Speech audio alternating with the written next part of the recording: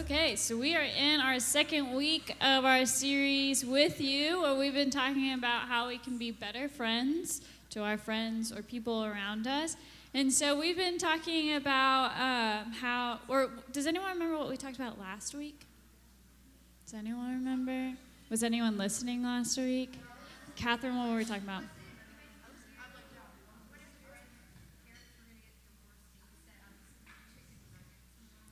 Oh, yeah, that was what not to do when our friends are grieving. Yeah, so we talked about how to be a good friend when our friends were grieving. And what did I do that I shouldn't have done? Yeah, I didn't know how to respond, and I said, well, at least tomorrow's chicken nugget day. Yeah, that wasn't my best moment. I've gotten a lot better about comforting people when they're really sad. But we're going to talk about loneliness today. Have you ever felt lonely before? Felt alone, lonely? I've felt lonely before. If you don't have your hand raised, we know you're lying. We know everyone in here's felt lonely.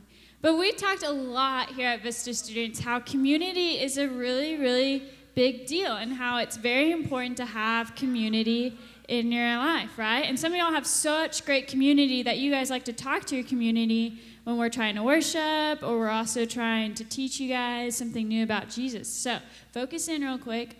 But community is so important, and it's so important that last night Chris brought an awesome message, and he talked about the importance of being a part of a small group and a part of a group of people that are going to be there for you when life gets hard. Because let's be honest, middle school is really awkward. Who here feels awkward? Some of you are like, no, I don't feel awkward. You will soon. It may not be in middle school. It might be in high school or after high school, whichever. Because middle school is very awkward times. And honestly, guys, college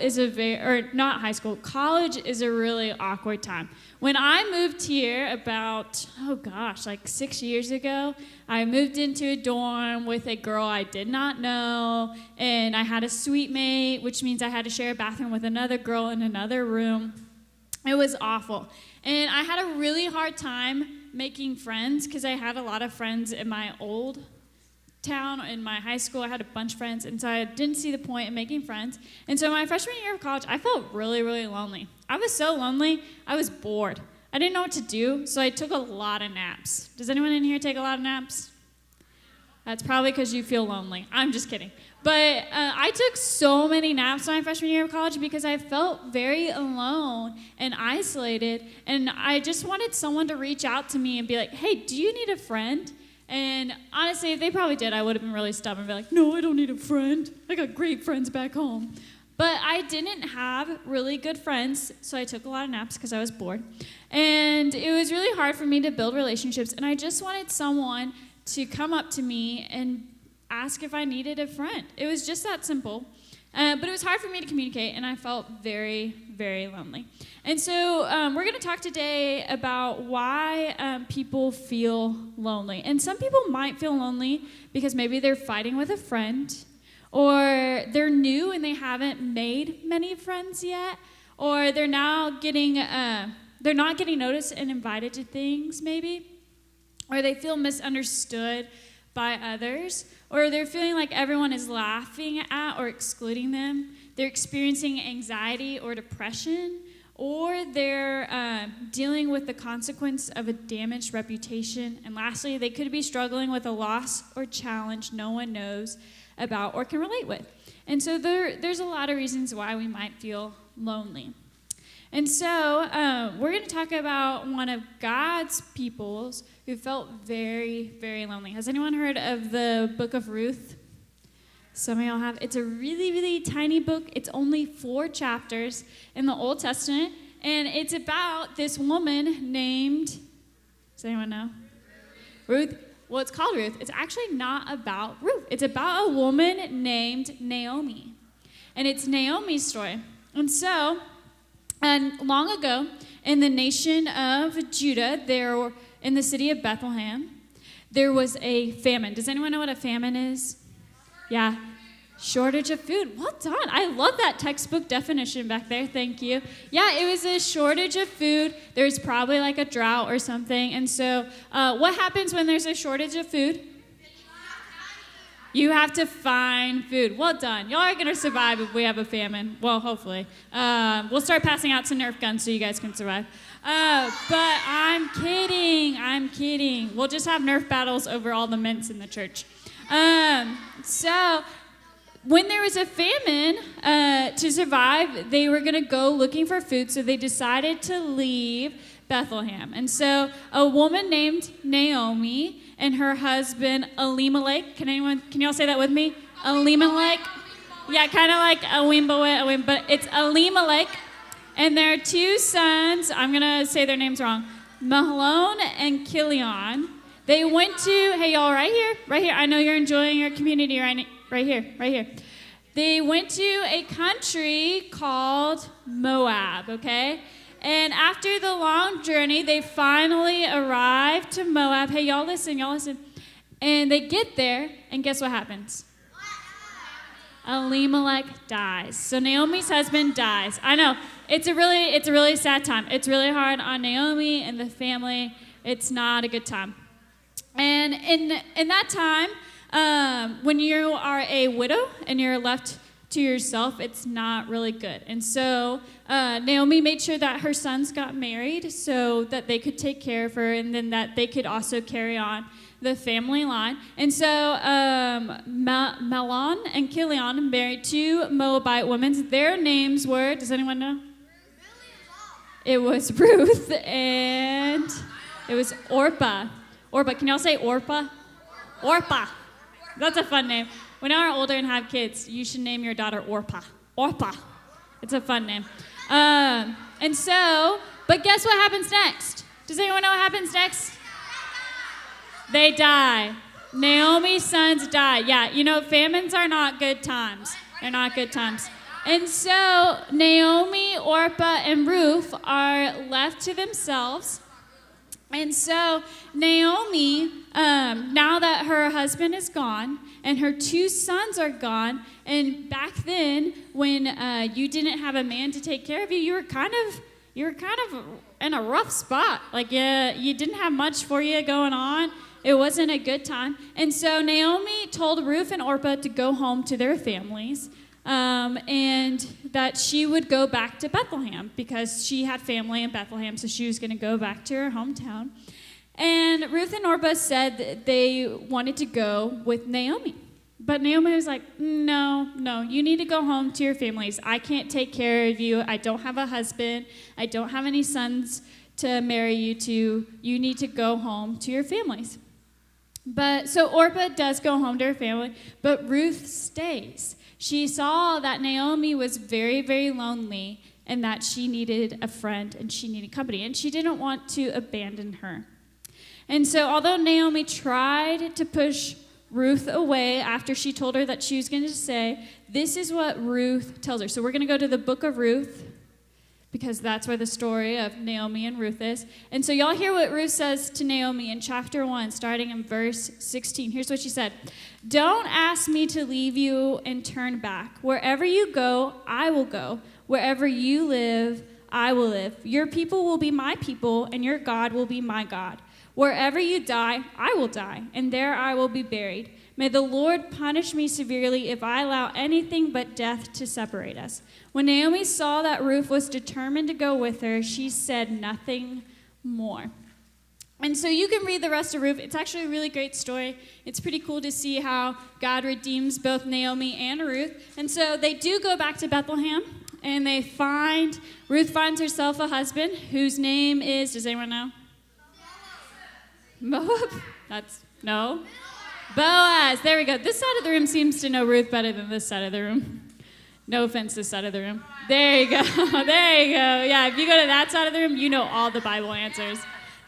So she does end up marrying Boaz. And what's really, really cool is that Ruth and Boaz then have a son. And through that genealogy, hey, y'all are here. And through that lineage, eventually another son is born. And does anyone know who that son is? It's Jesus, yeah. So Ruth and Naomi are part of a lineage that then leads to Jesus. And so it's pretty cool how God redeems that story. But most importantly, what we see in Ruth's and Naomi's story is that Naomi felt alone. Hey, y'all, right here. Naomi felt very alone, and Ruth noticed that. And so she didn't want Ruth to feel alone anymore. And so she stuck with her, and she built that friendship with Naomi, and they got through the mourning of losing both of their husbands and Naomi losing her sons together. And so they needed each other through that. And so many generations later, after Ruth and Naomi, there were a bunch of letters written about Jesus. And a lot of them give us instructions on what it looks like to follow Jesus. So we're going to look at 1 John chapter 4 and what it says, starting in verse 11. It says this to us: "Dear friends, since God loved us that much, we surely ought to love each other. No one has ever seen God, but if we love each other, God's lives in us, and his love is brought to full expression in us.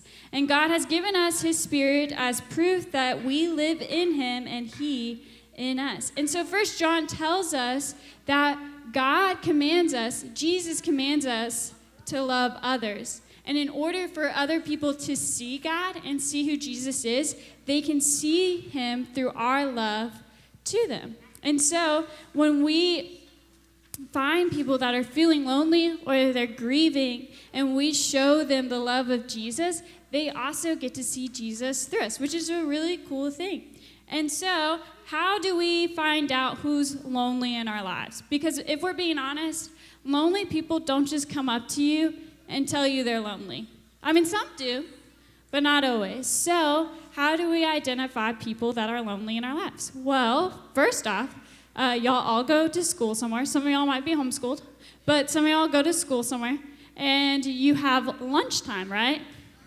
Yeah, right? Y'all still do that? Y'all still eat in cafeterias? Y'all still eat food? Is that a thing? They did that when I was in middle school. Well, or do y'all still have recess? Or what? Y'all don't have recess? I had recess in middle school. Man, y'all's middle school stinks. I'm just kidding. Well, okay. Hey, y'all right here. Maybe, okay, how about athletics or PE? Okay. Y'all have cafeteria time, athletics and PE. Well, have you ever noticed anyone sitting by themselves or being alone? Yes? Okay, some of y'all are like, yes. I'm very intuitive of the people around me. Maybe you are that person that's feeling lonely. Well, that can be one way that you see friends that feel lonely. And what can you do in that moment? Does anyone know? Ignore them? Wow, you're not a very good friend. All right, so this side of the room or specifically this first row, aren't good friends. I'm kidding. All right, great. Well, so one thing you can do is you can go to that person and you can invite them to something or be friendly to them. Ask them how their day's going. Like, it's one of the best things ever. Y'all, in student ministry, that's something I've learned. When I see someone sitting by themselves, I like to walk up to them and I like to say, "Hey, how's your day going?" And sometimes it goes, "It's okay." And I'm like, "Okay, what's okay about it?" And we talk. Like, it's a great way to start a conversation. You just say, "Hey, how are you doing?" And then you continue the conversation. If they don't want to be in a conversation, they don't want to be in a conversation. And that's okay. But there are people around us that feel lonely. And so we need to take the time and look out for people in our lives that are feeling lonely. Hey, y'all right here. Man, y'all are really hyper. That extra hour really got y'all. So we need to look around and we need to identify the people that are lonely in our lives. And then we reach out to them, right? So we say, "Hello, how are you doing?" Maybe it could be a text. It could be one of your friends that's feeling lonely. Or it could be a letter, however you want to do it. You can also keep it small. Don't like bombard them with, "Hey, how are you doing? You want to come to church with me on Sunday?" And they're like, "Look, I just met you. That's kind of weird. I would like to get to know you a little bit more before you start inviting me to things." So you can keep it small, just kind of start the conversation, see where it goes, then start another conversation. And then next, don't take it personally. So if they don't want to be in a conversation with you, or they're not really wanting to talk right now, or they might act out of frustration or anger towards you, don't take it personally. They might be hurting right now, or they could be grieving something. That might be why they feel lonely. And then lastly, keep trying. Don't give up when people are feeling lonely or they turn you away or don't want to accept that, because we have to keep trying when people are lonely, because Jesus didn't give up on us, right? Like, he still went to the cross and died for our sins. So we shouldn't give up either when it comes to loving others, okay? Hey, y'all, right here. We're almost done. I just want a little bit more of your attention. So we all know what it feels like to be left out or to feel lonely and we don't know what to do. And so our jobs is to help make sure people feel like they belong or that they're loved and wanted, okay? Because that's what Jesus wanted us to do. He wanted us to love others so that they could see his love through us. Let's pray. Dear and Father, Lord, thank you for each and every one of these middle schoolers, even though that they're losing their attention right now, Lord. I pray that you open up their hearts and their ears to what you have to say to them, and that they can focus in on what you have to say to them, Lord. You're awesome and amazing, and we praise you for that. And I ask that you be with each and every one of them as they go out into their schools, leave with their families today, and that they're able to love others so that they can see you through them. In your holy, precious name, amen.